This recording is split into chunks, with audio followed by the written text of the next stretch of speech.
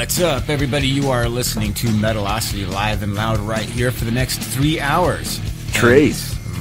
And we are your hosts. I'm Steven Steele. I'm Stack the Ripper. And we got 2 kick-ass interviews lined up for you tonight. Yes, sir. Tonight at 7:30, we're going to hear from Jeff from Blasted to Static. Blasted to Static. Right. I see you got all the info all pulled up. We're ready to fire away some questions. And then at 8:30, we have Gunslinger. Gun driver. I said Gunslinger. Because when I hear Gunslinger, Gun driver. Automatically implied. Right. I'm thinking of blasting some fools down with guns. Huh? That's just me. I don't know. I guess I'm alone in that. No, probably not. Gun driver, gunslinger. Guns. That's for unnamed source. America. Yep. I like bacon and guns for breakfast. Bacon and guns for That's breakfast? right. I want my gun wrapped up with bacon and then deep fried. I have a picture of an AK-47 made out of bacon. See? That's pretty patriotic. Right. Well, except it's an AK-47 and that's a Russian gun. You're splitting hairs here, man. Anyway, this is the wrong show. This isn't Gun Talk. This is Metalocity. What if we had, Gun Talk? Gun talk with your Judas priests? Yeah, we're pacifists. Let's talk about guns. We're pacifists? No. It's just, when you say Judas priest, it sort of implies that you're like a peaceful kind of demeanor guy. I'm a school teacher. Yeah. I'm easygoing. Easy rider type status, huh? No, it didn't work out well in that movie. You're talking about the movie, right? Easy Rider? Well, no, I think dude got hit by a trucker. Oh, that sucks. I don't think I ever actually saw that movie. Oh, really? Well, you're missing out, dude. Okay. That's one of the iconic movies of Rite of Passage.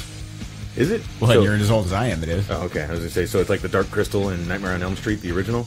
No. Like the first Hellraiser? Dark Crystal. Yeah. It's funny, you said all those things, and that's the one that stuck in my head. The Dark Crystal one, or the Never-Ending Story? That was terrible. What? Even as a kid, I didn't care for that movie. Oh, that movie kicked ass. You could take it or leave it. You'd more than rather leave it. It was only 2 hours long. It fucking ended. Never ending my ass. There was a second one. Right. That ended as well. That's true. That was an interesting bloop. Yeah, no, it was just a confirmation. That's cool. Anyway, check out our website, metalocity.net. You can hear archives of the show, see pictures of our ugly mugs. Sorry about that, by the way. Right. We do our best. That's why we're on radio. I do have a face made for radio. I'm not going to lie.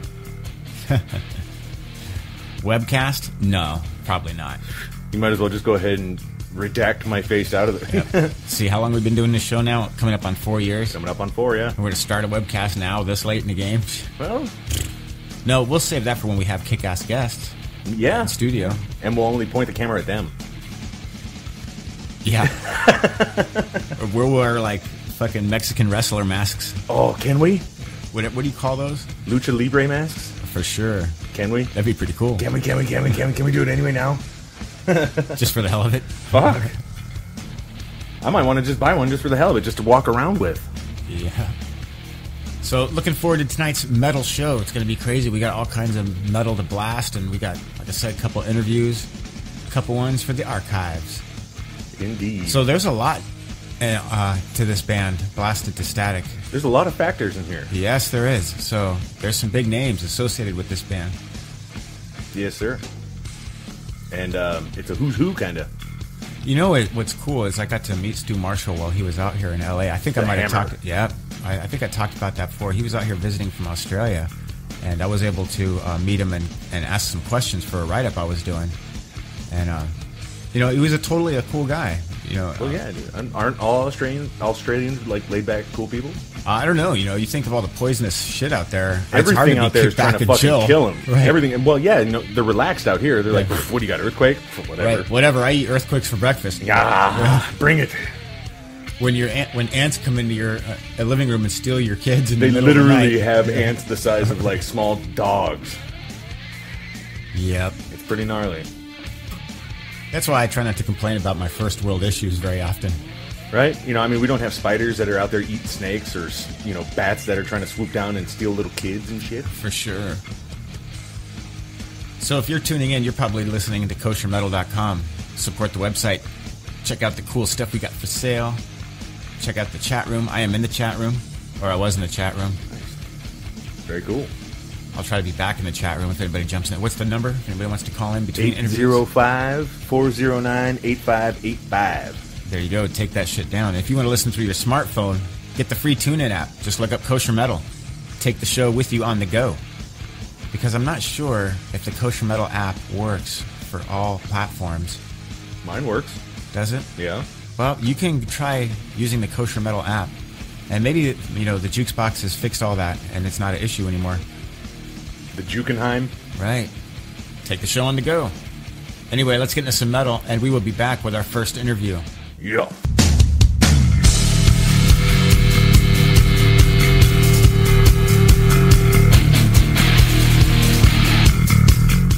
What's up, everybody? We are back live and loud right here on Metalocity, and we are gearing up for our first interview with Jeff Martin. Yes, from sir. Blasted to Static. So we're going to have a real rock and roll veteran. Well, you might actually recognize his other band, too. You know, Racer X, a little band called Racer X. Oh, yeah, there's that.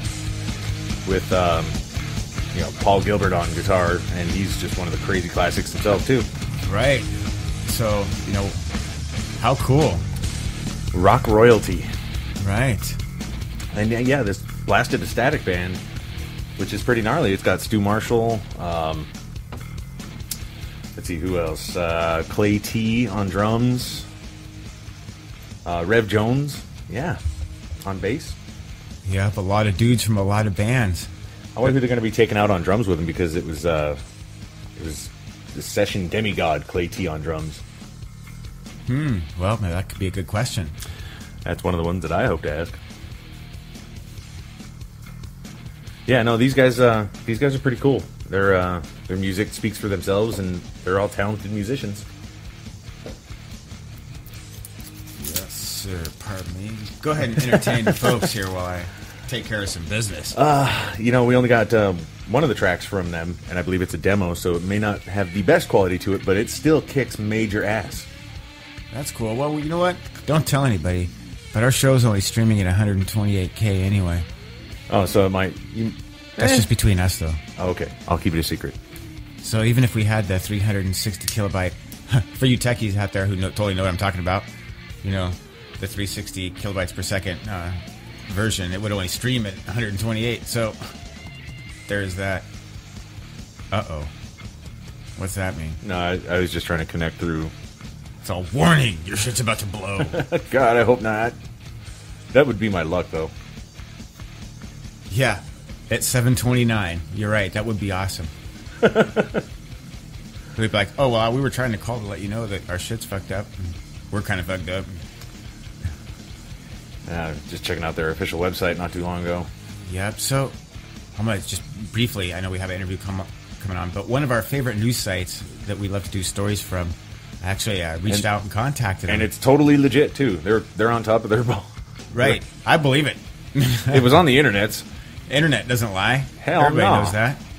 And so we're excited that he was willing to come on to the radio show with us, and we can actually ask him some questions directly. Yeah.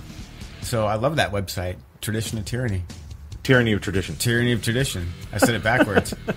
Well, It's a long-standing tradition, you know? It is. It works both ways, so. It truly does, my friend. It goes both ways. Heterosexual way, kind of way. Uh-oh. Let's take this call. All right. Go ahead. Hello, you are live on air with Metalocity. Yeah, how do you do? This is Jeff Martin. What's happening, man? How's it going, man? Thanks for taking the time to call in and hang out with us. Yeah, cool. Thanks for having me. We got a rock and roll veteran hanging out with us. Oh, my God. Yeah. With every creak and pain in my back. You definitely got a veteran. That's the rock and roll lifestyle, huh? Unbelievable. And we were actually just watching some videos before the show came on. We were watching some of your videos from way back in the mid-'80s. And wow, you guys were rocking out. Still rocking out. That's awesome. That was, you must have got some stuff off YouTube from playing either at the country club or the Troubadour or somewhere in the Strip. I think there was a whiskey one in there that we witnessed. Oh, yeah. You know what? We never played the whiskey. Oh, it's really? very strange. We never played Gazzari. We never played the whiskey. We played the Roxy. Roxy, the country club, and the Troubadour was kind of our stomping grounds. And then, some other places out in Orange County and stuff. Right. Mm. Well, see, I guess you were wrong, dude. You can't believe everything you read on the internet. Damn, I owe you Right. $2. That's for sure. So how's it going, man? Good. Actually, I'm in my Kiss onesie, pajamas, and I'm ready to go to the studio to do the last song for this album. And I wanted to be comfy, so give me your email. I'll send you a picture. You can put it on the site. I was going to be like, Kiss onesie, dude, that's awesome. I didn't know that. But then again, it's Gene Simmons, and he'll pretty much make everything. Oh, yeah. Are you kidding? There's the only thing Gene Simmons didn't make was Kiss toilet paper, because he couldn't imagine his face having shit wiped on it, Right. Constantly. I only smoke Kiss cigarettes.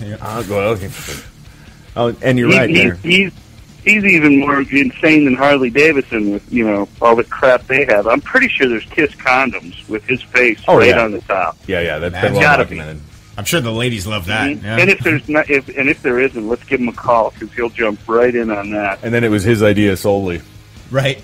Actually, I have a really great Gene Simmons story. It was right after we did Second Heat. We had just done a show at the Troubadour, and I think I don't know if he came out, but I had to bring him a CD of Street Lethal and Second Heat. So they were at SIR rehearsal studios, and Kiss was rehearsing. So I show up, and back then all I ever rode was motorcycles. So my hair's all fucked up, Right. helmet head, And he comes through the double, flapping doors after I wait like 15 minutes for him, and arrogant as hell. He grabs a CD. He looks at the front. He looks at the back. He puts it in his pocket, and he grabs my hair on the side, and he goes, "Does it grow?" And then he just disappears through the door. That's all he said to me. Damn. He's such a That's cock. sort of creepy, huh? Didn't even shake your hand or nothing. He is a cock. There's no doubt about it. I still love Kiss. Kiss is badass, man. Well, at least his attitude has been consistent. You got to give him props. Well, everybody's attitude to Racer X was like that. We were selling out every place we played. The night that we had, who was coming? I can't remember. Ron Olbermann. That guy is a thorn in my side. He was one of the A&R directors for Columbia Records, and Rob Halford hooked me up with him before with Surgical Steel. He passed on Surgical Steel twice. He passed on Racer X twice, and he pretty much broke up Badlands from. But anyway, he. Wow. He came out to a country club show where people were scalping tickets. And mind you, this is the '80s. They were scalping tickets for $100 to see our live show where we were actually recording Street Lethal live. And Warrant opened up for us, and the cocksucker, and literally he is, he signed Warrant and didn't sign us at our own fucking show. Damn. That we were selling out, and people scalping $100 to see us. So that's the story of Racer X all down the line. And, and you didn't slap him. That shows great restraint. Yeah. Well. Hindsight's always 20/20, right? Right, exactly. Well, no, I mean, you guys had phenomenal success with Racer X. It's incredible talent in that band. Yeah, we've met bands who actually associate themselves genre-wise to... They call themselves Racer X Core. Right. Have you ever heard that? Yeah. Well, I haven't heard that, but, in the last couple NAMM shows, and, I called Paul Gilbert and told him this. I go, dude, do you realize that two of the guitar players from Avenged Sevenfold stopped me at NAMM and were almost started to cry? They just do it.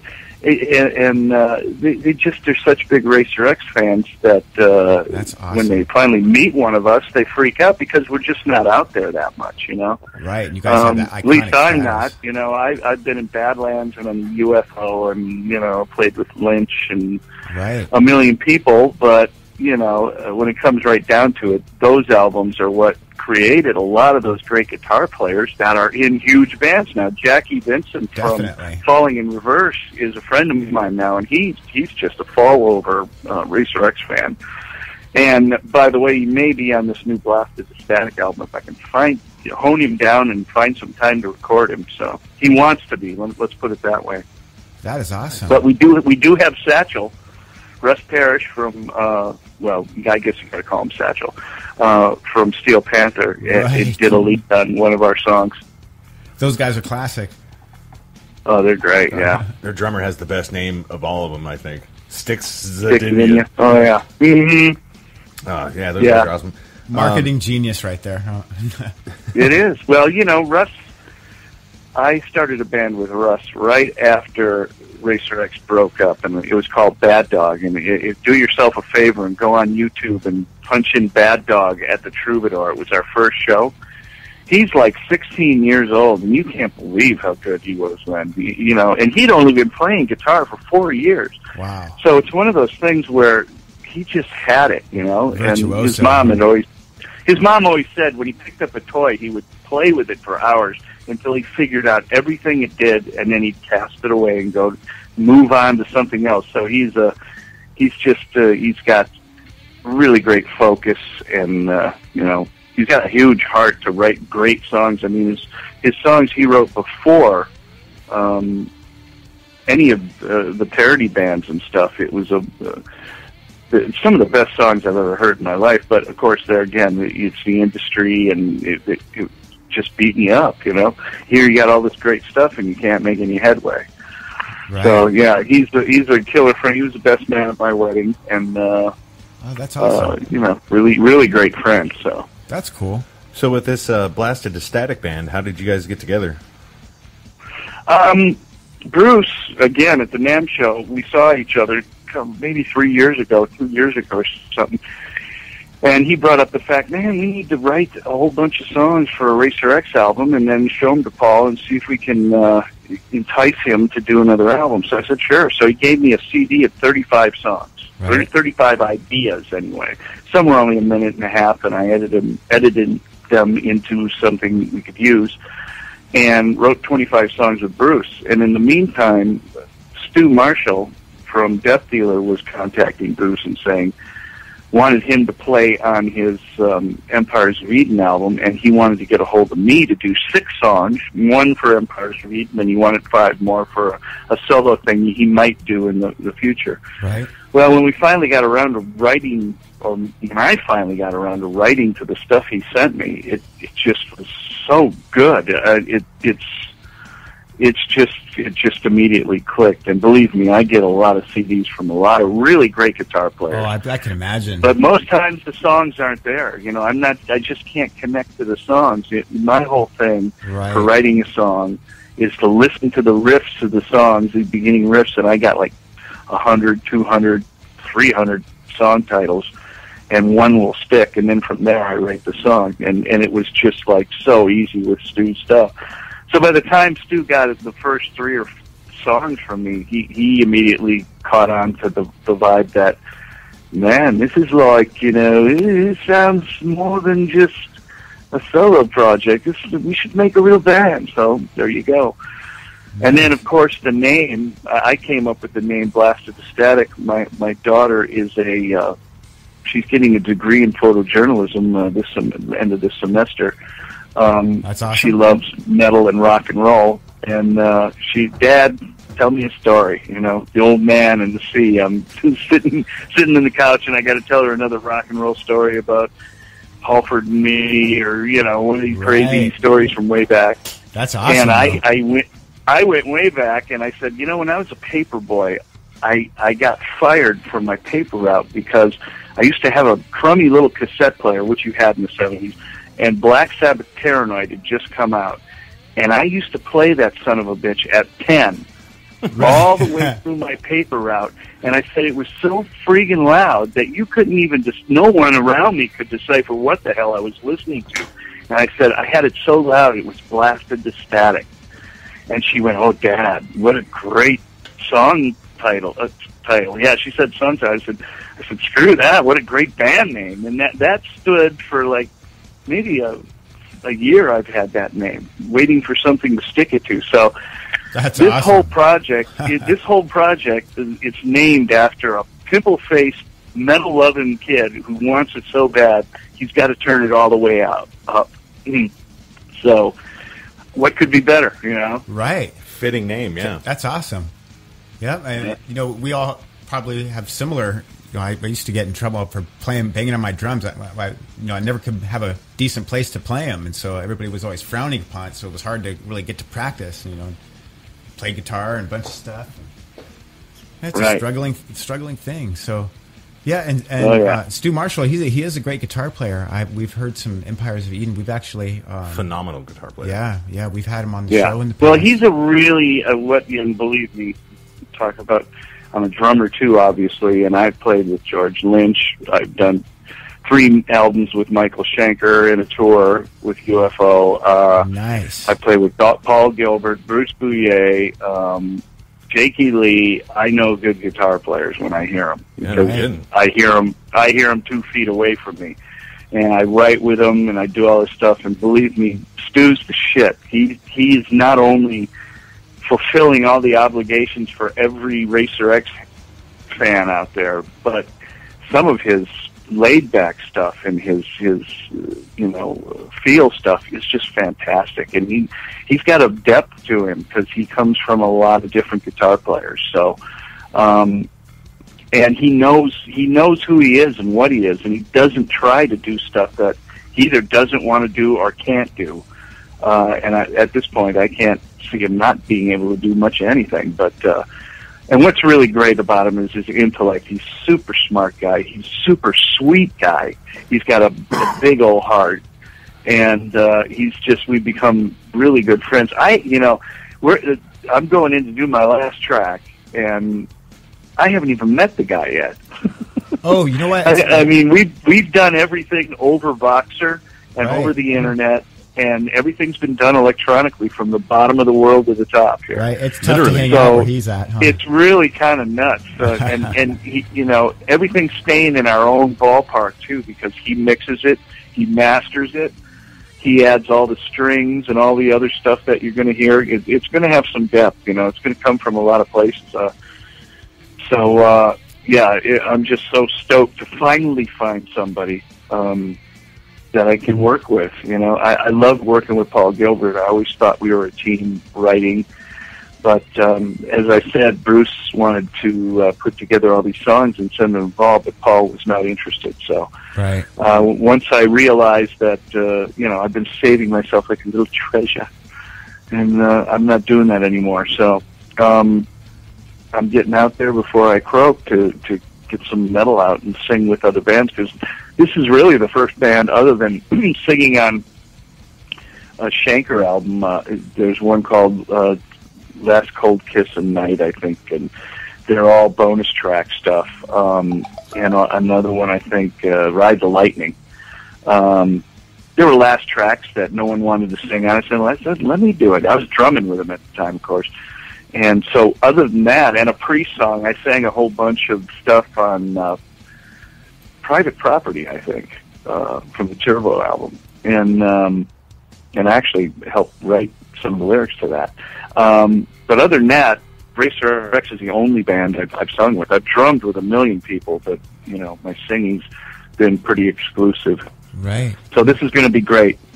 That is awesome. It's got a really killer lineup. You had a question that you were going to ask, right, about the drummer?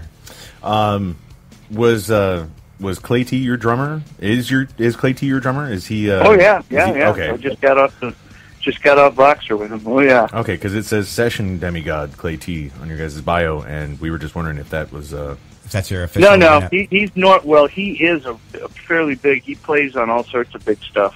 Right. In Australia, in that end of the world, if some high dollar person wants something done and wants it to sound kick ass, he's the guy they call because he's already set up and they send him the tracks. He's been doing his tracks all by himself in his own studio, putting these together. So nice. We're just about to throw those on there, so I can't wait to hear that. And a lot of the stuff I don't know if you've gotten any pre-copies of stuff, but We a lot of the have, intros that sound very like Repossession of Nothing, or That's the one we have. Suicide King. We're talking Racer X right there, and we're talking Racer X Gilbert Travis. Scott Travis's double bass, like Scarified, and Paul following that kick-ass double bass runs. That's And, awesome. a lot of that is going on this album. So. Yeah, we have Repossession. Repossession of Nothing coming up. Oh, cool! Yeah, I love that song. That goes out to all of us who have had the depressed, insane girlfriend.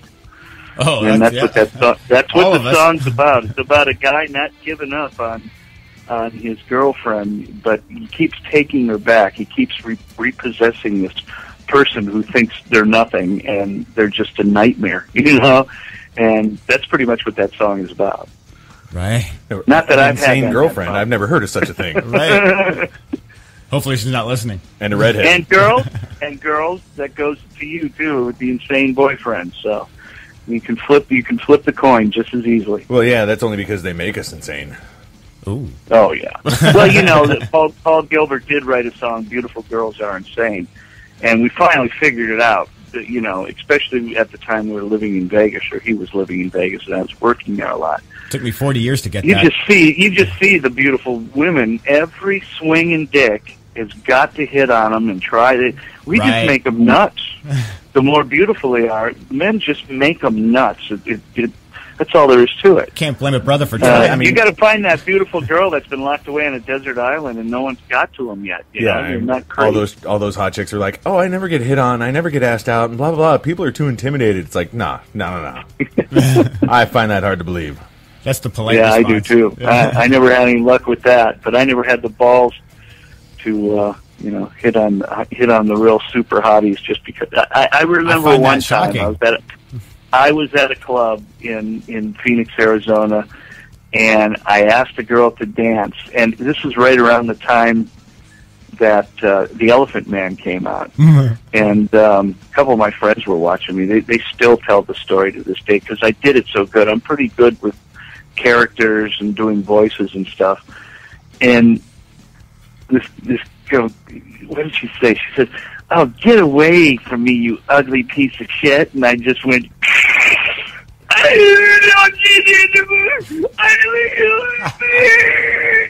Everybody in the club heard this because I get the loudest voice in the world. They're like, this guy's lost his mind. Yeah, I had to do the bathroom scene from The Elephant Man, and Classic. of course, I don't think she ever saw it, so she definitely thought it was. That's nuts. even better. Yeah, that is even better. Yeah, I've had the balls to hit on the hot chicks, just not the face. Oh, yeah. You and your jokes, Oh, man. Oh boy, There goes all the female listeners. there you go. Well, hey, man, we definitely want to say thank you for taking the time to hang out with us tonight, and we do appreciate you having a rock legend such as yourself coming on to talk about Blasted Static and the stuff you got currently going on. We look forward to being able to jam this song tonight, and if it's cool, can we post this interview up on our website? Oh, absolutely. Right, cool. Right on. We appreciate that. So, Yep. And we hope to hear from you again. And I know that Yeah, well, we should talk again once the album's out and you've for sure been able to digest all the songs. It's going to be a lot of different stuff coming from different areas. Me and Stu really love Black Sabbath, and I've always loved that Black Sabbath would have these little, I always call them sonic palate cleaners in between songs, and it's only, maybe 30 seconds or a minute or 2 minutes, like fluff, just to back off for a second, to, have a rest from having your head sawn off. So when the next song comes up and saws your head off, it feels much better because, for sure. You're ready for it, You've had a little bit of a rest. So we're kind of, our guidelines are going across that a little bit, so. So we have a few minutes left, and I just because you've been in the business for so long, I just have to ask the question: what was one of the craziest moments that you can share with us that have happened while you've been on stage? Oh, I've got the craziest moment. It's when Oh, I love it. It's a day after Michael Schenker, and this is with UFO, and I think we were in Manchester, and it was Thanksgiving night, 2000 or something like that. I was doing the Covenant tour. The night before, Michael Schenker, and for some reason, that band has been together so long that there has to be separate backstages, you know, and other members can't encroach on that area because shit happens due to alcohol and other things. Right. And this is a period of time when Michael Schenker was using a Maybelline eyeliner marker and putting a cross on his forehead, which later got tattooed on and which later got removed.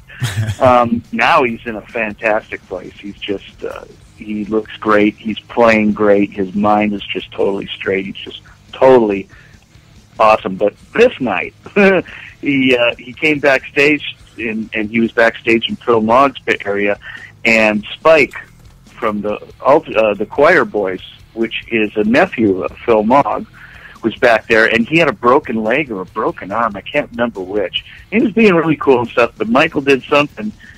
I wasn't back there. I just heard somebody screaming on the bus, "Hey, Schenker just got bipped. He's laying on the ground." So the Choir Boy guy just nailed him. I mean, square in the head. Oh. And Schenker went running off into the night. And we thought the tour was over, but lo and behold, they set up the equipment. They heard that he may come back, and lo and behold, he comes back, and here comes I'm on stage, and here comes the intro music, and to the first song, which is recorded. And all of a sudden, I look over, and there's Schenker, and he comes up to my drum set, right on my bass drum, and he always wore these dark glasses. And he has his little cross on his forehead. But this time, he has a sign that says Spike did this with an arrow pointed underneath his sunglasses. He pulls his sunglasses down, and I swear to God that I thought he went to a magic shop and bought one of them bologna sandwiches you put on your eye for a black eye. Oh. He had the biggest black eye I've ever seen in my life. Oh, man. And for the first two songs, it was cut and dry. I go, wow, we made it. It's everything's going to be cool. Right. Well, let me tell you whatever painkiller he took before he got on stage and while he was drinking beers started kicking in. And from the second song on, he walks up to the mic with holding his guitar in both hands, grabs the mic off the mic stand with his teeth, and he's talking like this. He goes, "You don't know this guy, Phil Mogg? He shocks." And the whole fucking rest of the show was Schenker trying to stab Phil Mogg with his flying V, and Pete Way trying to hold him back. And we finished the whole show with that buffoonery going on. Many times between songs, you could hear, "Schenker, wake up, Schenker." It was just, and I'm just sitting on the kick going, well, this is what this is something I didn't plan to be doing with one of my favorite bands of all time. You just go with it, right? At that point. Yeah. So the next day, I figured it would be over, and it was. Phil Mogg had enough, and right. he kind of didn't want to, and it sucked because our next shows were in London, 3 shows in London. Oh, man. And I'll tell you what, UFO in England is just, they right. are a signpost band. Right. And the crowds were just unbelievable, so. Man. But that was pretty nuts. Yeah. That was pretty nuts. That sounds like a pretty nuts story. That's unbelievable. And I'm pretty sure Michael doesn't, this is the first time Michael's hearing it. No, I really don't want to tell that story anymore because I do love Schenker so much. He is such a cool guy, and working in the studio with him, he's just so full of energy and great vibes and stuff. It's so fun to work with that.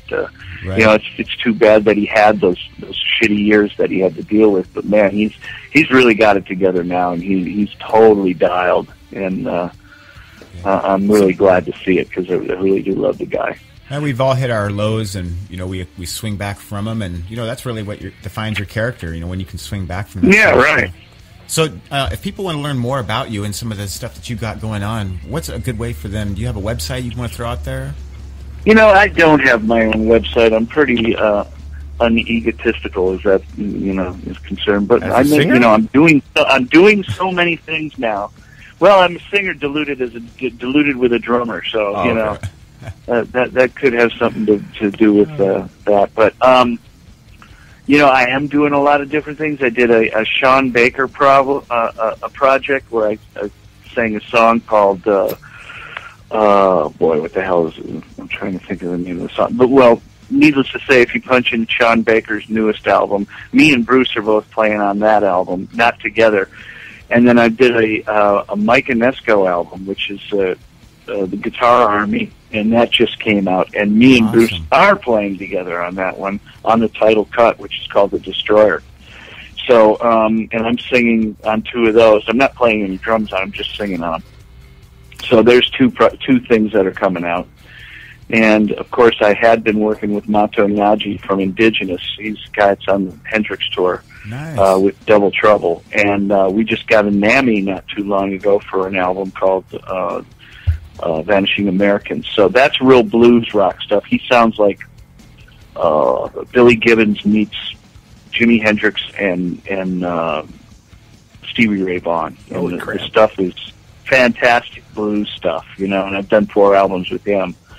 Not this year, but that it had been something that had been going on for a while. So that's kind of where you can find me and see what I'm doing for recent stuff. Very cool, man. Hey, before we let you go here, is it possible to get a show ID from you? Just like a quick Sure. one? Cool. So good. Man, what is it again? Let me. Metalocity. I don't have my. What is it? Metalocity. Metalocity. Yep. You ready? Yep. Hello, this is Jeff Martin, and you are listening to Metalocity, and so am I. Nice. Awesome. Hey, man, we definitely appreciate you taking the time to hang out with us, and we look forward to jamming out these new tracks, and we look forward to having you guys on the show.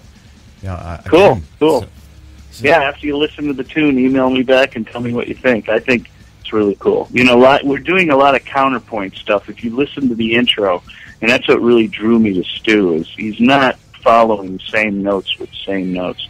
There's a lot of chamber music going on there. So I did the same thing in the chorus, like Dio does a lot. Right.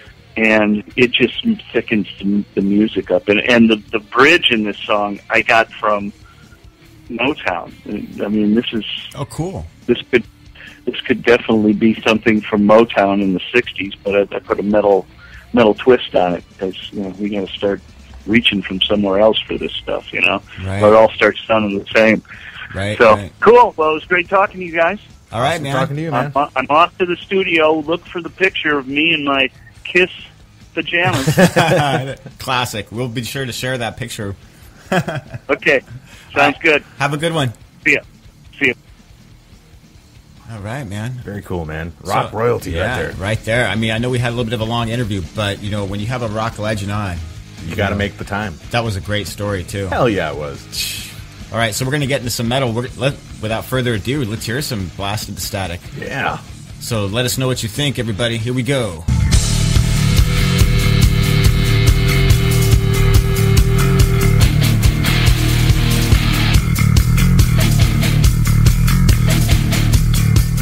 What's up, everybody? We are back live and loud for this short little interlude. We're going to have a stubby talk break right here. A stubby? Yeah, a stubby, because we got to be on cue for our next interview coming up at 8:30 with Gun Driver. Yes, sir. So that's going to be sick. So you're going to want to stay tuned for English. I'm never going to England. Why am I going to learn that shit? Right. It's hard enough. I live in America. America. Fuck yeah. With bacon AK-47s. Is that what you said earlier? Classic. That is what I said earlier, yeah. Yeah. So we got something huge coming up next week. Big. Really big. Right.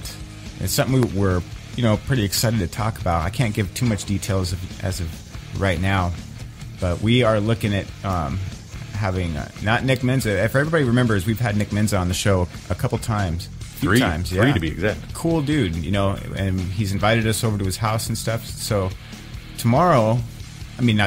next week on the show, we are going to have the gentleman who made it all possible. Indeed. Yeah. A representative of Nick Menza. Right, his manager. Mm-hmm. So that's going to be pretty awesome. That will be. Yep, we got all kinds of questions, and he has all kinds of questions. We all have questions. Well, I don't know if he has any questions. Oh, he might. That'd be kind of cool. Right. But he has a question for us. You know, this guy, he's been involved in the business for quite a while, and he's seen it go down. You know, so it's going to be actually pretty cool to have him come on the show, and you know, we're going to set the platform out for him. Yeah. And that's going to be sick. So you're going to want to tune into that show. The proverbial red carpet. Because we're going to be getting into some topics.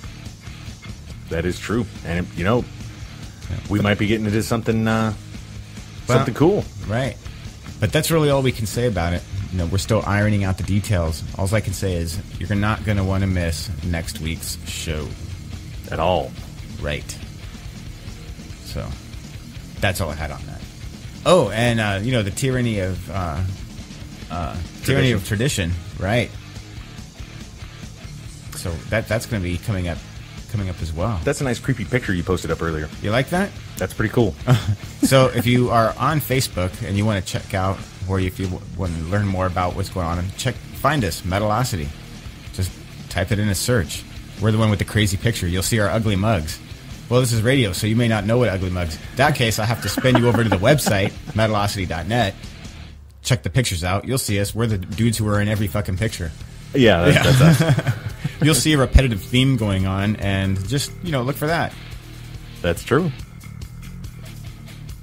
And once again, sorry about the face. That's kind of why I grew the beard. I think we're the only Metalocity. I damn sure hope so. Wow. I believe there's like Metalocity Productions. And we're the only Metalocity radio show. Yeah, I believe that to be true. Trademarked and all. Just saying. I got a little own the damn name. Shit. Yeah.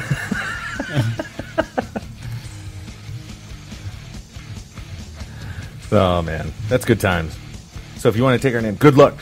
Yeah. We'll see you in court. You don't want to mess with these lawyers. We'll send an unnamed source after you. And you don't want that. Right. That's why we call him unnamed source. The guy's crazy. We can't actually throw his name out there. That's true. He could be held accountable to some things. Some illicit things. Illicit. Something terrible.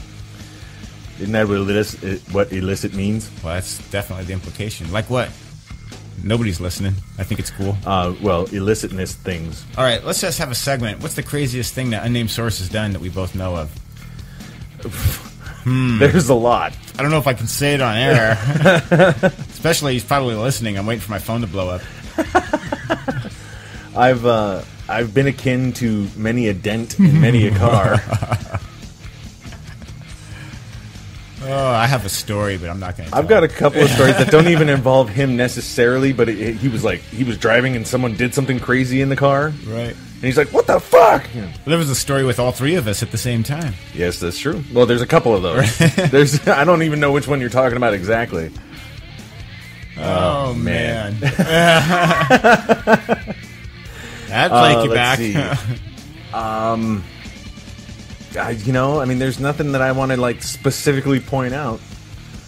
I know there has been a few crazy moments where it's been out of his control and someone's come at him like, and he's like, "Oh shit, no, you didn't." Right. So yeah. Well, enough of us gum flapping. We have some news stories that we're going to do later on in the show because there's mindless chatter. Yeah, the mindless chatter segment. That's what we're going to call it. Mindless chatter with some music in between. So stay tuned for Isn't that what the whole 3 hours is about? Well, we do have 3 hours to kill, so it gives us a lot of chatterbox time. But we do have another interview coming up in 15 minutes. And I am quite mindless. That's true. So after our next interview, we're going to do some news stories. We're going to do some crazy, unbelievable, guess if that's true kind of stories. Maybe if anybody does know unnamed source, they can call in with their own stories. Right, call in with your unnamed source stories. But for right now, let's get into some metal.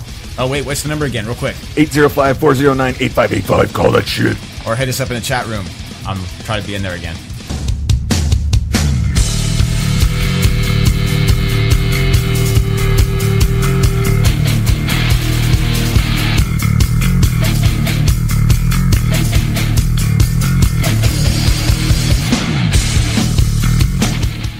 everybody? We are back live and loud right here on Metalocity. Pardon me.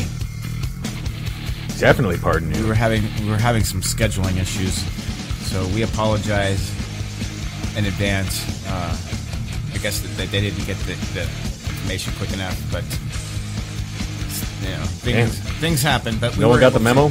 We were able to bump it up another half hour. So that's cool. We're still scheduled to have Gun Driver on anytime now, actually. Yes. And we're gonna have the dude from Cryptic Hymn. That's who that was, right? I believe it was hard to tell, unfortunately, because it was such loud music playing in the background during the call. Yeah. Unfortunately, we're not making the Metalocity bucks to to afford an engineer. Right. So we're trying to like be entertaining and manage this stuff and produce the show and set up guests and handle scheduling and everything, all at the same time.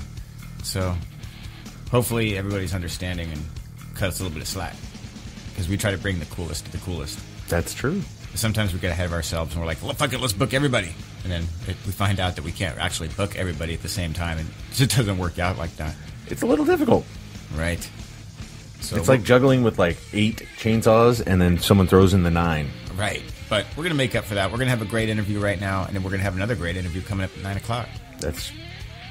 I can't say that you speak with forked tongue, my friend. Right. Hopefully, unfortunately, I think we've had to reschedule before with the same band, so I do apologize for that.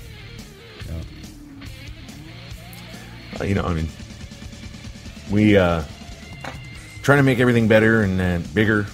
Right, and we really do want to bring the metal out there to everybody. So that is the goal. So, hopefully they'll want to call back and do that interview at 9 o'clock. That is very true. Because, you know what, it's all about spreading the word and, introducing people to some new metal that they may not have heard before. That's what it's really all about. A community of metal. One giant community of leather and denim. Like Rob Halford? I didn't say studded leather. I just said leather. It could be like leather pants like Manowar. Because instead of the loincloths now, they're like decked head to toe in leather.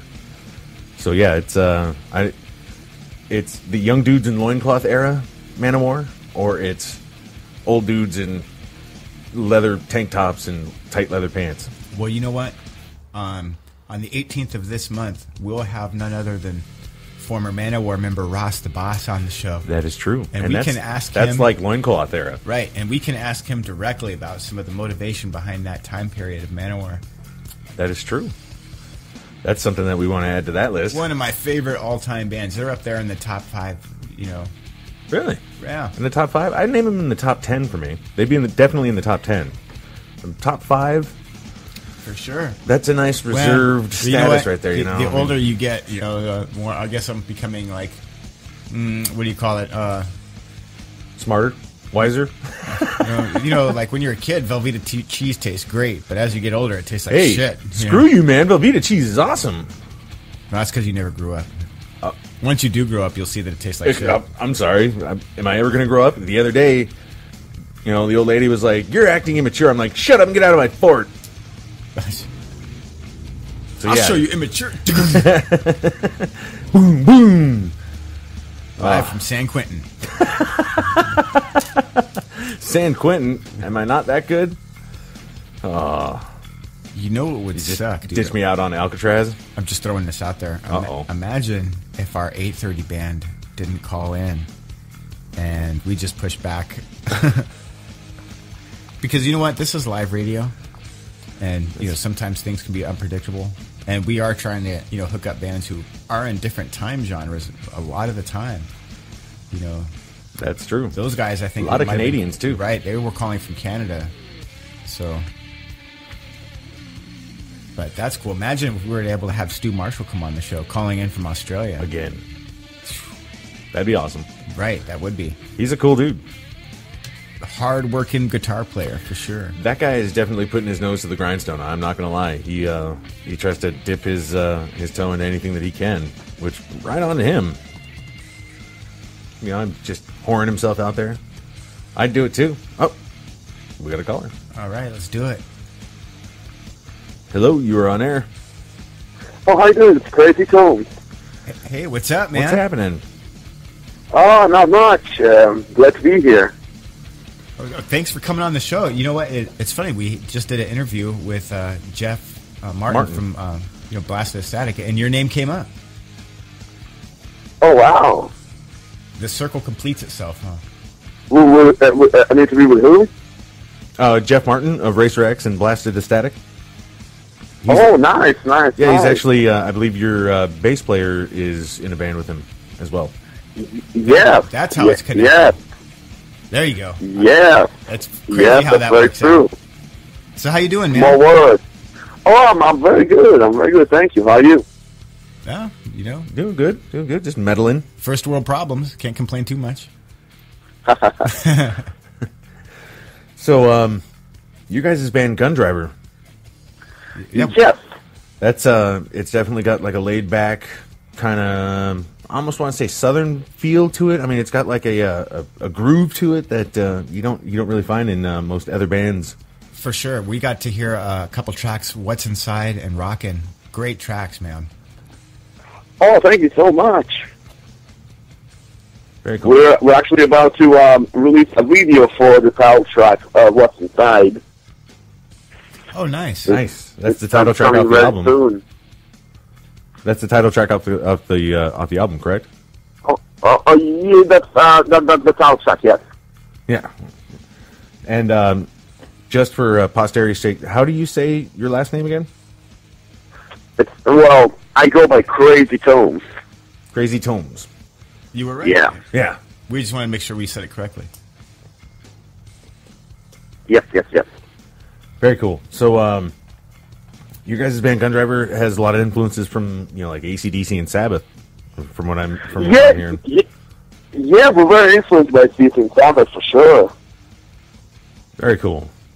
Is there any specific, like influences that you can name off the top of your head for you and your bandmates? Well, for me, I come from a different musical background. I would say I actually, my favorites of all time are always, more older stuff like Beatles, Elvis, the Stones. For sure. But then Led Zeppelin and Hendrix, Cream as well, in 70s hard rock, like Sabbath, AC/DC. And, that was basically our common ground because Tom, our guitar player, he's more of a metal person, like Zeppelin, Metallica, Iron Maiden, but then he also likes blues a lot. And I come from a blues background myself. So this is why, our music is very much like a mix of early hard rock, metal, and blues. Right. And even some early rock and roll. And of course, our drummer, he is into metal. He likes more metal very much. And Rev, he's also a metal musician, obviously, and he can play and do every kind of music. Right, that's cool. That's actually I can see what you're saying because it comes through really in the music. Because you have that predominant drums going on. It gives it that kind of metal edge, but you still have that blues kind of feel rhythm going at the same time. Right. To be honest, this is really the first time I ever done metal or anything metal related, which is cool. I've never gone to. I always liked, and grew up on it. But this is the first time I'm actually doing it, and of course, because of my background as a blues musician, I had a lot of the blues and blues rock elements to it that you probably heard. And that's awesome. Oh, well, thank you.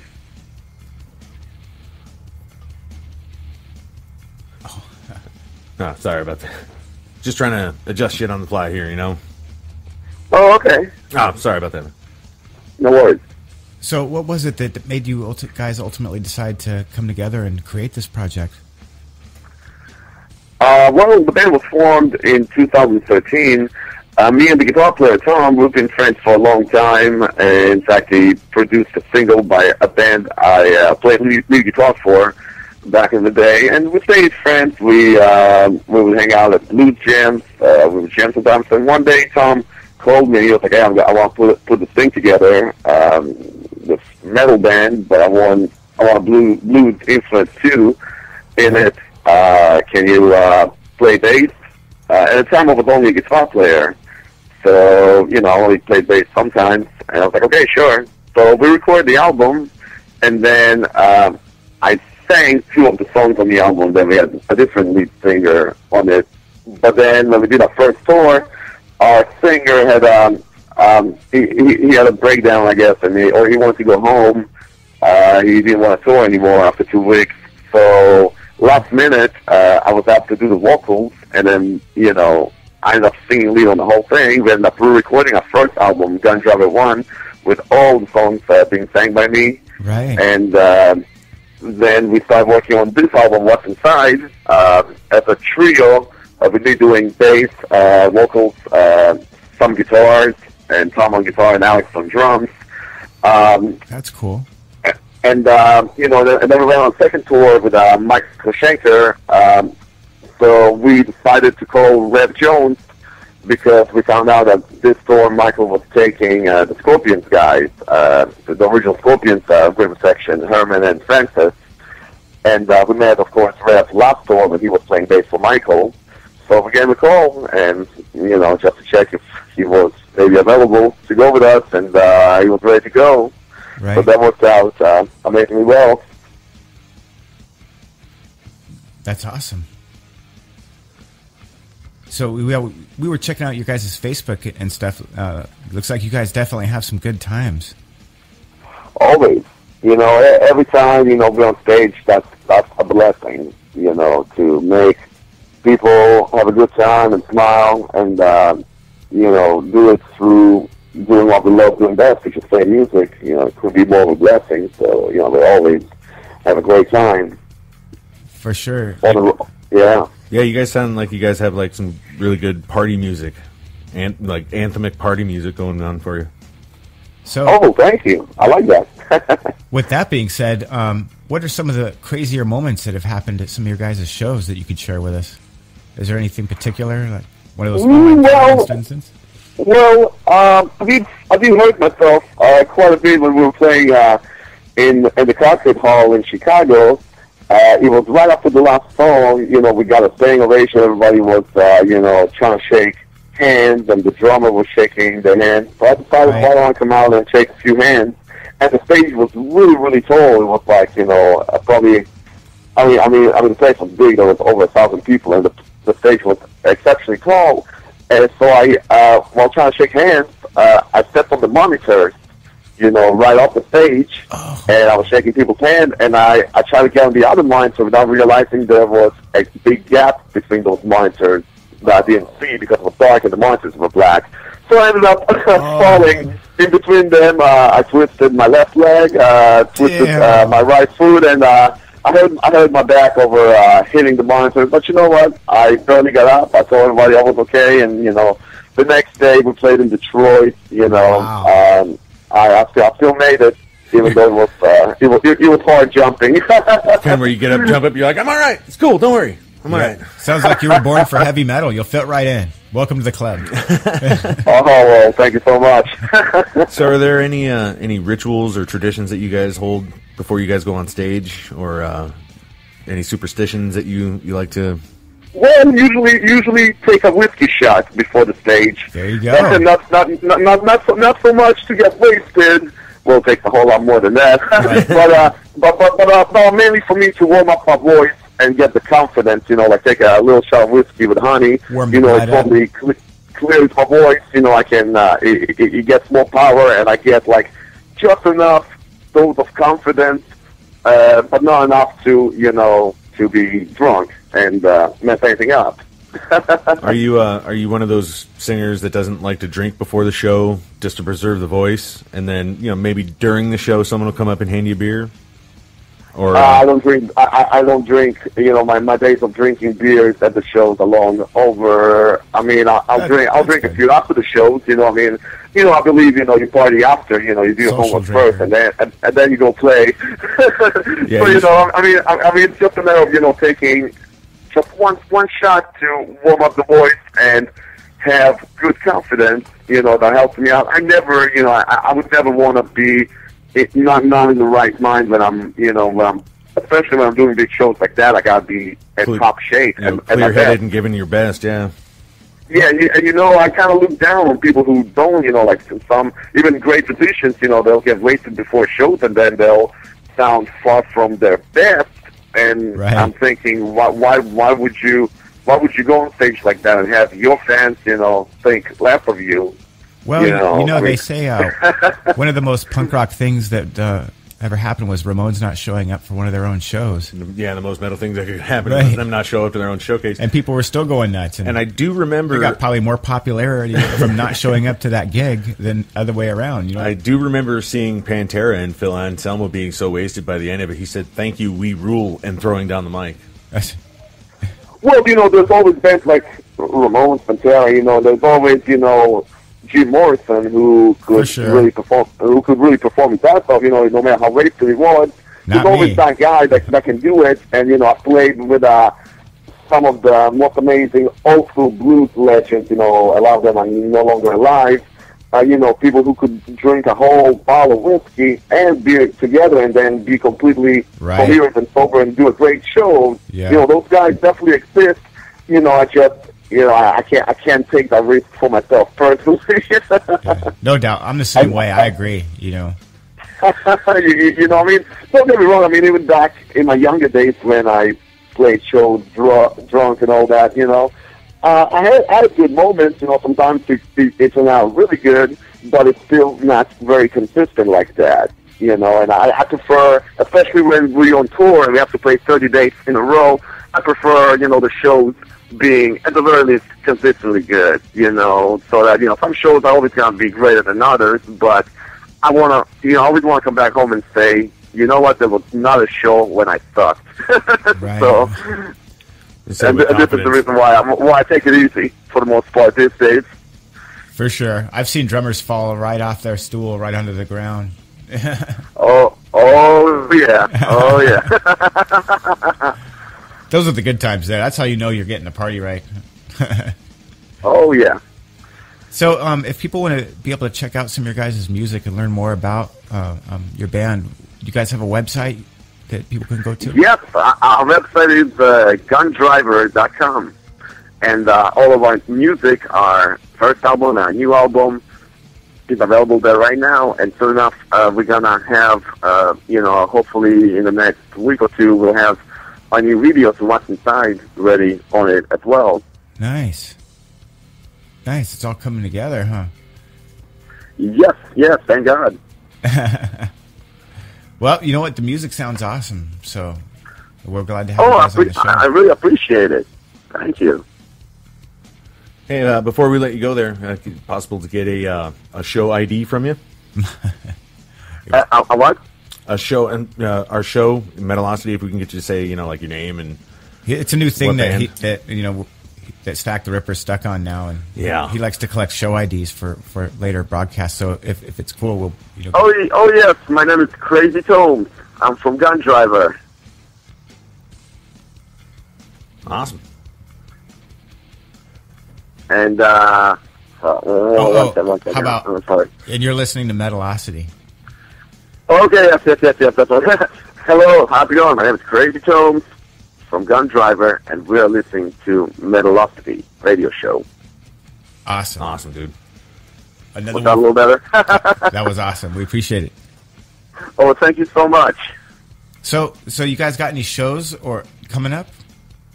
Not coming up. Right now we just got off the tour with Michael Schenker, the Scorpions. Right. And we are taking a little break. All of us we play with different artists as well. But we're looking into doing our next tour, hopefully later this year, possibly in Europe. Maybe. Nice. And we definitely will be touring the U.S. Either later this year or early next year. I would say so. Well, you guys just ended the tour out in our neck of the woods. Dang, you know what? Your show in Agora Hills was literally right up the road from where we are currently. Had we known, we would have come out and checked it out.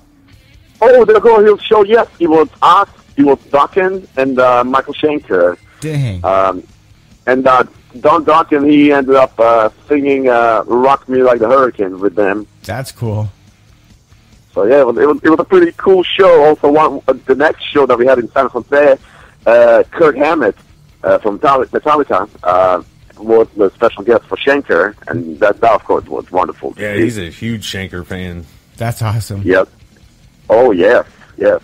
You know, a lot of the people, a lot of the metal legends and hard rock legends, they're big Michael Schenker fans, and we saw a lot of people coming to the shows. It was amazing. Right, that's cool. You get that cultic following. Well, yeah, I mean, you want to check out some of your influences, so you get hooked on some of the cool stuff from. And I personally like when I'm at a show and I'm checking out like an independent band, or anybody, local stuff going on, and some major band musician member pops up on stage. Or does, sets with other bands. I think that's totally cool. Yeah. Jump in for a song. Down here in Southern California, I mean, a lot of the independent bands do actually find solace and great advice from seasoned vets in the area. Oh, yes. Right, so. Yeah. Well, you got any other? No, man. Well, hey, man, we definitely appreciate you taking the time to hang out with us on the show tonight. Oh, thank you so much. Pleasure is all mine, and please stay in touch with us.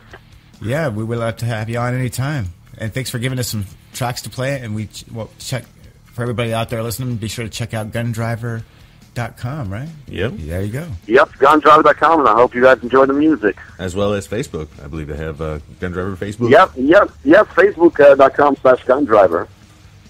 For sure. Yep. Everybody staying connected. All right, man. You have a good evening. You too. Thank you so much. All right. We'll talk to you later. Bye-bye.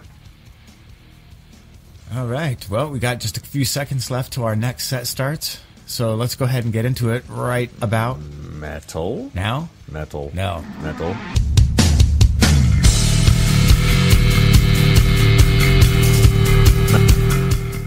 And we're back to set things right.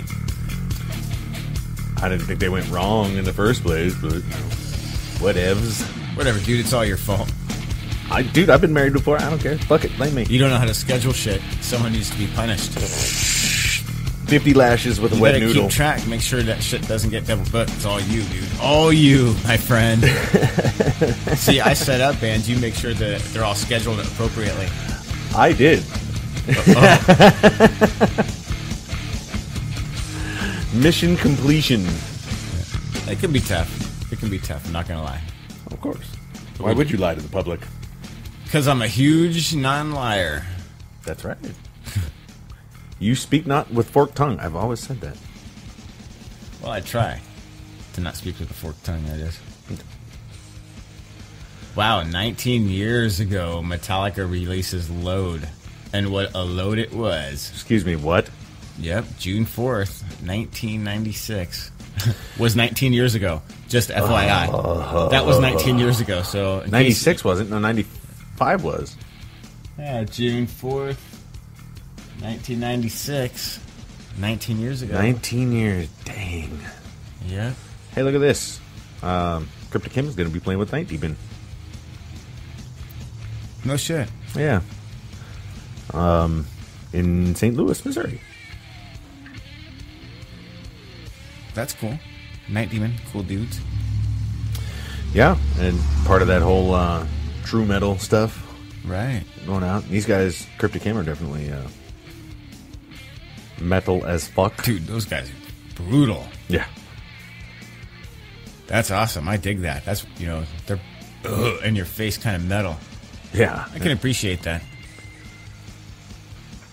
Yeah, they definitely have a next level of the metal going on right there. Right, we're going to be checking those guys out. Got a call in. Oh, let's take that call. Hello, you are on air with Metalocity. Hey, this is Dave from Cryptic Kim. What's happening, man? Hey, man. So we totally apologize about that scheduling snafu that happened there, but we're checking out some music. Hey. Got everything on deck. No worries, guys. It happens. So how you doing, man? But, pretty good, dude. Right now, the band has been working on an EP that'll be coming out later this fall, and also we have a tour coming up for later in the fall.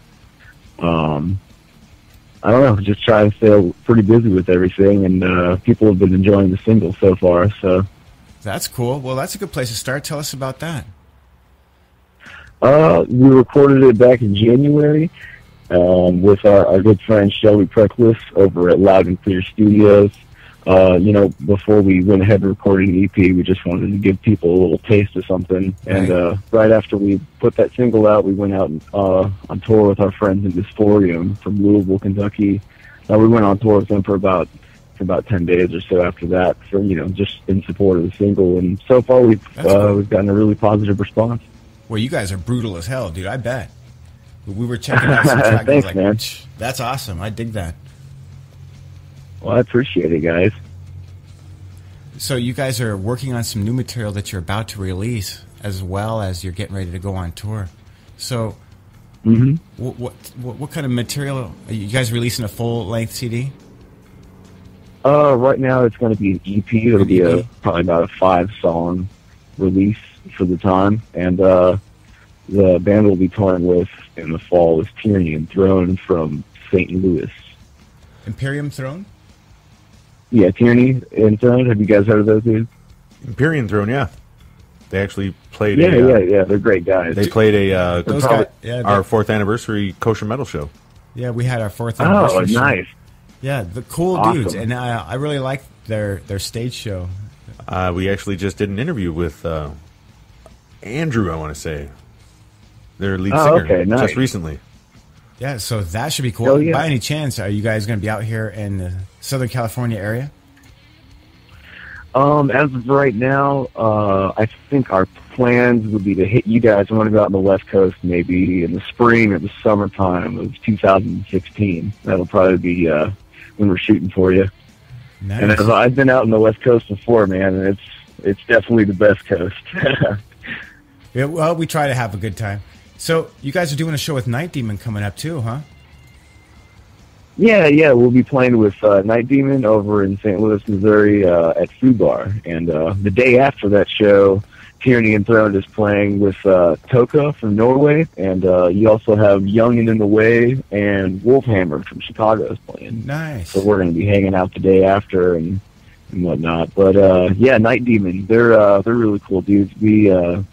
We played on the lounge side of the venue with Rivers of Nile at the same venue before, and they were playing the show next door, so we went and checked them out afterwards and hung out, and they were really humble guys, really cool dudes, and apparently they've been on tour for like 60 days or something. Oh, man. They're in it for the long haul. Yeah, they're good guys. Just got denied entry to Canada.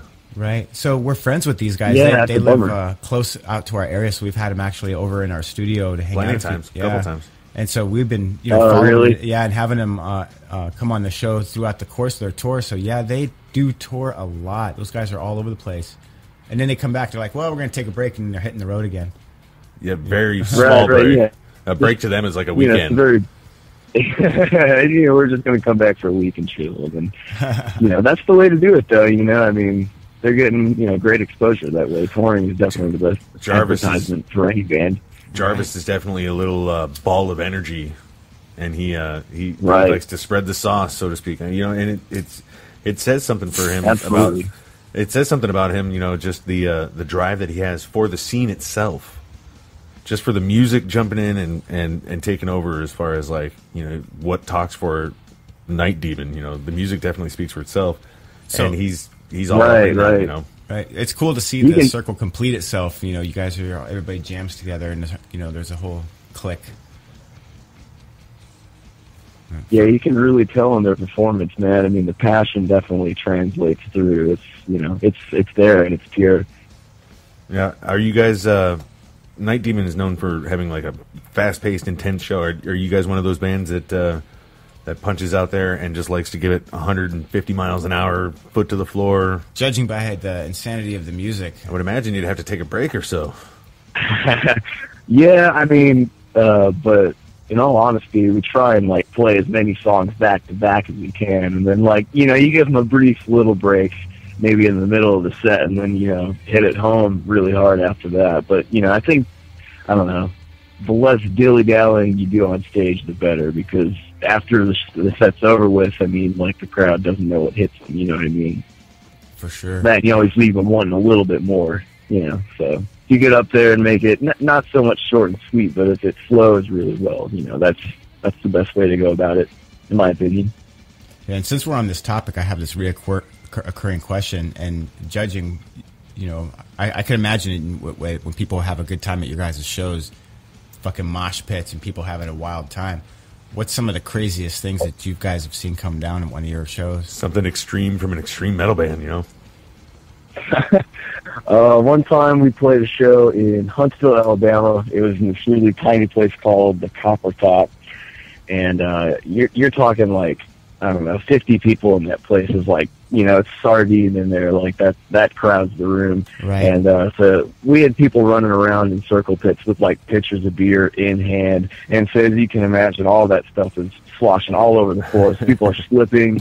I want to say within like the first song or two, my microphone was just gone. Like it disappeared for a while, and you know, out of nowhere, this guy came out. He was wearing like a stormtrooper hoodie outfit and just like getting down front row the entire time. So that's awesome. You know, you know, those really tiny, those tiny shows are really cool because all that energy is in one small area. Yep, and people feel a little bit more comfortable, I guess, maybe, you know, being themselves, or, you know, not feeling like they're going to be, you know, if you're in a big crowd full of people, it can be tough to, like, be that guy who shows up in a stormtrooper outfit, you know.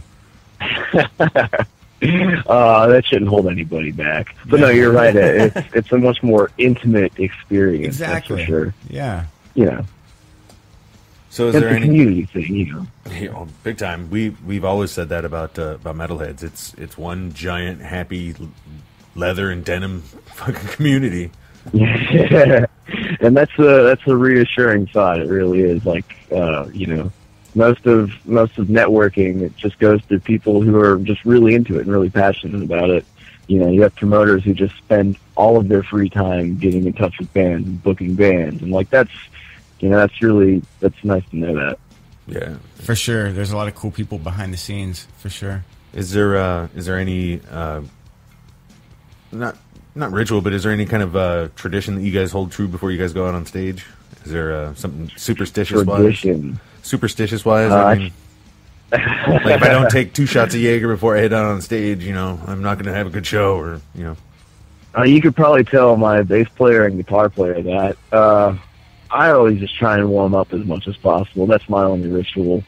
I guess I'm a little scared to get on stage intoxicated. I don't trust myself, but afterwards, you might start saying some shit. There's definitely a ritual. Right. A nice imbibing. Yeah, absolutely. Imbibation happens. That's right. So, you know, if you have the drinks at the beginning, you get on stage with the microphone, and you might say some things. You know, maybe it's true that they should, you know, some certain phones should come with like a breathalyzer before you text anybody. Maybe microphones need to come that way too.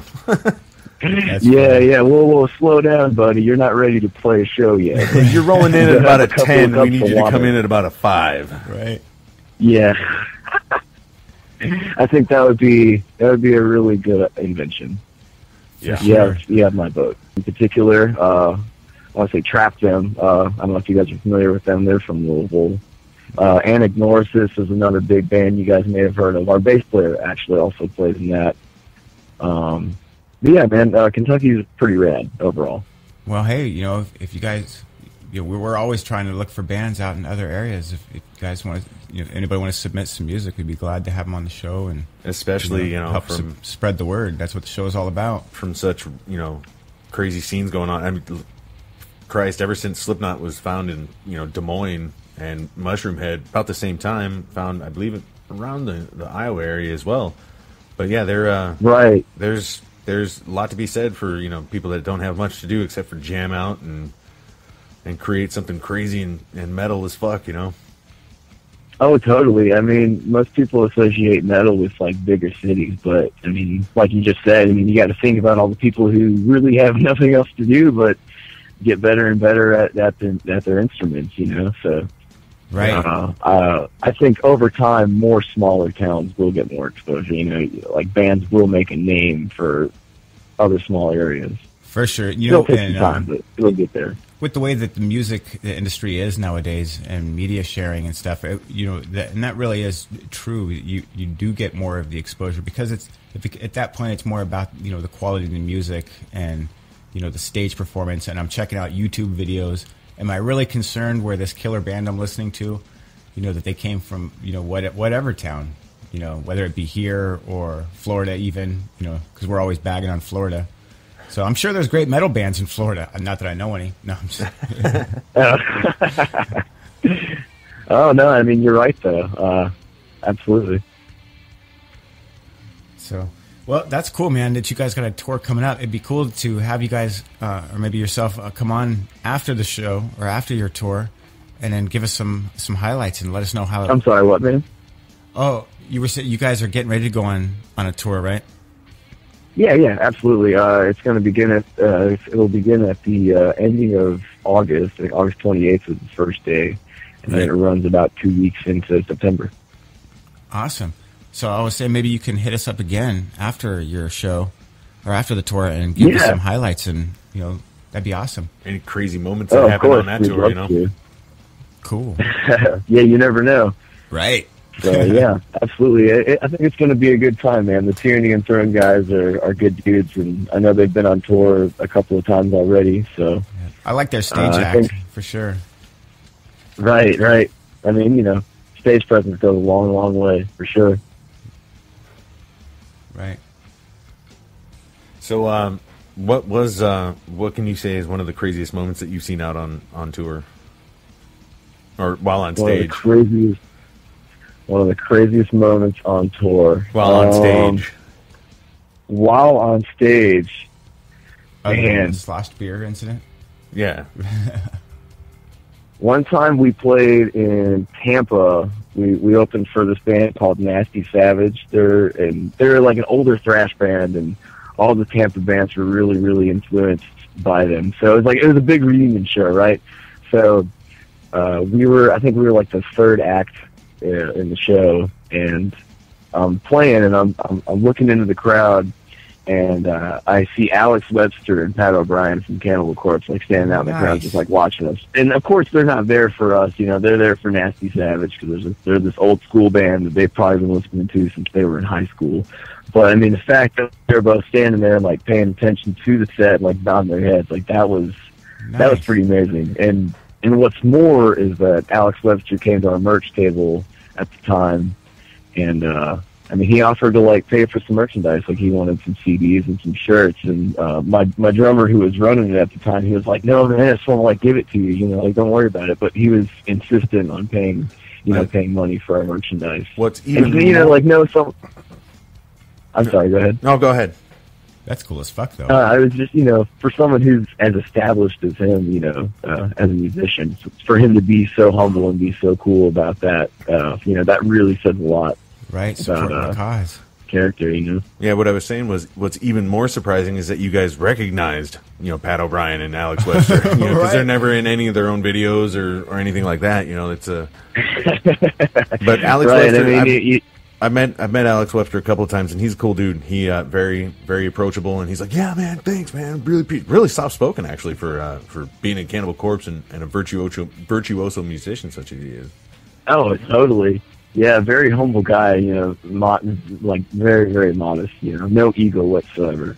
Yeah, and you're like Pat O'Brien. Go ahead. No, you're like, dude, you're the dude from Cannibal Corpse, and you're totally cool, right? That's me. Fighting the head off of a kitten or something? I'm pretty sure all the members of Cannibal Corpse have wife and kids and stuff. Probably, yeah for sure. I've seen Corpse Grinder. I've seen Corpse Grinder talking more about World of Warcraft than he does zombies and shit like that. Killing zombies. Oh yeah. He's got the Horde tattoo on his arm, I believe. That guy is an insane headbang right there, dude. He is an insane helicopter headbang, dude. Just craziness. And that's cool. Yeah, I saw Cannibal Corpse in Pensacola, and just, I don't know, it gives you anxiety just watching them. You're like, oh my God. You guys are so intense. Yeah. I mean, Corpse Grinder alone, I mean, like, everybody in the band just looks so intimidating and so just tall and huge, like, the big Florida fellows, you know? Yeah. Yeah, dude, sometimes you look at these guys and it's like, you know, man, these guys are 10 feet tall. And sometimes it's true, man. It's 5 foot of stage and 5 foot of dude. And you're like, oh, man. You know, I range somewhere around the 6'8" area, and it's always really disappointing when I'm like, whoa, you're way down there. I thought that when I saw Slipknot, you know. Joey Jordison's a short motherfucker. I was like, whoa, Corey what Taylor's am I short. looking at here? Of course, they're surrounded, you know, both their guitar players are like 6'6". Right, but they shoot their videos at such angles that you really don't see that there's much height difference. Sometimes you think they're larger than life, and then they hop down, and you're like, crap. That happened with me and Lemmy. He hopped off the bar stool and was shorter than when he was on the bar stool. I was like, oh, man. Well, I mean, you see how high his microphone stand is. He, like, looks up into it. Yeah. Right. Put an eye out. And then, what was it? Phil Bozeman from Whitechapel. He's apparently really tiny as well.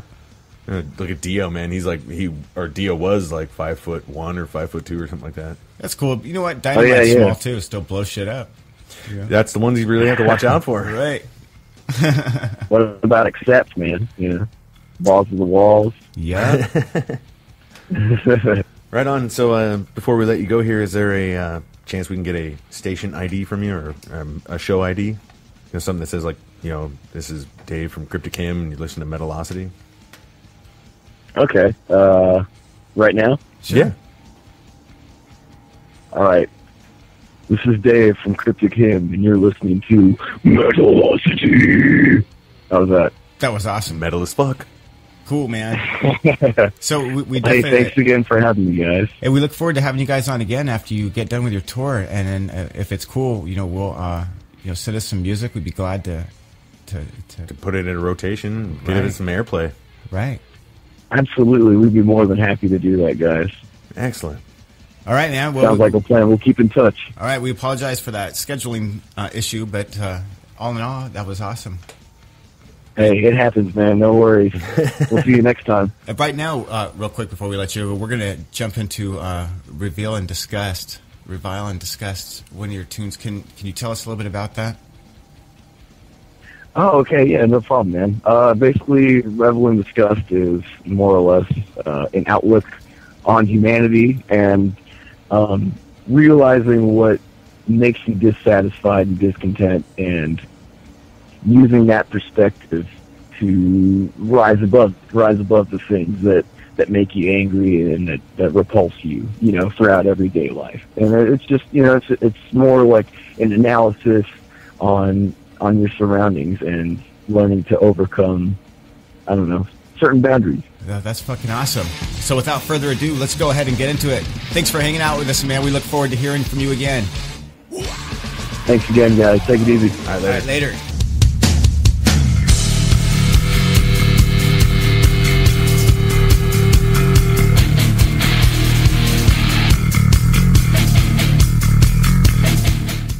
All right, what's up, everybody? It's time for Metal Masters, and that's all we have to say. Let's get into some Metal Masters right about now. No, I'm just kidding. Oh, wow.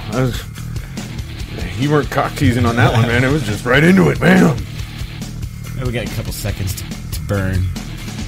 Rodney James Dio Memorial Weekend raises $155,000 for cancer research. Wow. A.K.A. bureaucratic pockets. You know, the problem with cancer research is if they ever found a cure for cancer, there'd be no more funding for cancer research. And a lot of people depend on that money for cancer research funding. You know what I'm saying? A lot of people who don't. It's like AIDS. They'll find a way that you can live with it forever, not really a way to cure it per se. But they'll find some weird cocktail of drugs that are expensive. But if you want to live, you'll find the money to buy them. Is it surprising that this story is in Florida? The dude gets up and starts onto a cop car and starts grooving out to Hall & Oates and Supertramp tunes. Well, I find the Hall & Oates part a little awkward. I guess there's a video of this dude rocking out to some oldies and goodies. That's cool. You gotta have a hobby. Yeah. Dancing on police cars is one of them. And not just a police car, a sheriff's SUV. No, if he was wearing a Metalocity's in it for the money. Now sure. he was in the driveway. It was parked in a sergeant's driveway. That's just seizing the opportunity. That's carpe diem right there. That's seizing the day. Maybe he was sleeping with his wife. The sheriff was? Yeah. You know what? We need to make a Metalocity's in it for the money T-shirt and make that available. So people who blow their brains out on fucking freeways. Right. Oh, man. Let's see here. That's going to be our new slogan. Pay me.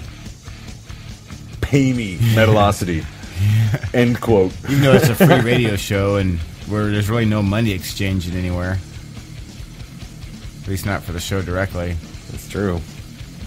We don't ask for nothing. We just bust our fucking asses to put an entertaining fucking playlist together so you guys can enjoy us and act like fools and hear our fucking music. That's cool. Look at this. All right, I'm going to put the cap back on the bottle now. Walmart manager took photos of a 9-year-old boy in Arkansas store bathroom. A manager now. You believe this shit? Just it's usually the customers. You know what? I'm surprised it wasn't in Florida. That's true. Well, Arkansas is just as bad, I guess. Felony video voyeurism and child pornography. Yeah. Well, he's going to get his ass kicked in prison, in every prison, so... if he makes it to the first prison, if they don't fucking shank his ass somewhere along fucking General Pop, which they probably won't have him in the pre-trial detention facilities that he'll be staying at. So because we're coming up towards the end of the show here, show ending at 10 o'clock, we got the disclaimer coming up, right here before Metal Masters, actually. And I just want to throw out there, check out our website, metalocity.net, where we have cool archives. And I want to bring up again about the Nick Menza. That's true. His manager is going to be coming onto the show next week. Judging by picture alone, would you say guilty? Yeah. Thug. Creepiest guy in Louisiana is again arrested for pervy acts in women's bathroom at department store. Not a Walmart. I love it. You're stuck on this. Huh? Kind of. I guess using the cell phone to photograph women using the bathroom and collecting surreptitiously collecting urine samples from female shoppers. I don't know if anybody cares about this, but Scott Whelan says it's been 13 years since he stopped doing drugs. Who? Bullshit. Who? Scott Whelan from Stone Temple Pilots? Right. He said he maintains, allegedly, that he has not been doing drugs in 13 years, even though he looks like he just did them a few hours ago, judging by this picture. There's a couple of different pictures. You ever see the pictures from his fucking Christmas album? Well, and that's the thing about media, is they'll find that one time, that picture where you made that weird face, and then they're going to put that picture of you making that goofy face next to some irrelevant fucking story. So that way, when people visually see you, they're going to associate you immediately with that goofy, like, oh, look at those creepy eyes, and I'm going to read the story after I looked at your creepy fucking picture. He wore some, crazy ass fucking chick dress and crazy ass makeup and did a show on MTV like that. I'm not saying he's not a little weird. He consistently wears women's blouses and women's sunglasses. All right, maybe he's a lot weird. Yeah. I'm not saying he's like, Bruce Jenner or Caitlyn as it wants to be known. But, the artist formerly known as Bruce. A dude. Right. I like that one picture that had the Wheaties box and it said, contains no nuts. They no longer call me Bruce. That should be the name of the movie, huh? Don't call me Bruce. Right. Because, they still call me Bruce. That's a little questionable, vagueless, of a name, Bruce. That goes along with the... Now you can name your daughter Bruce. It's totally cool. She'll just change her name to Caitlyn anyway. Yep. So, Bruce, it always just seems like a Village People type of name. Disclaimer, and then Metal Masters. Hey man, pay attention, man. This is important. Metalocity is not responsible for the ludicrous ravings of our on-air personalities and guests. The entirely incoherent ramblings, babbling, gibberish, and jabberjaw chatter should not be confused in any way by any sane and logical person with talking or communication. We are not in any way attempting to engage our listeners, or discuss, confess, consult, conference, counsel, parlay, powwow, telltales, make remarks, criticize, gossip, or blather about anything real or fictional. Only an idiot would believe we are serious.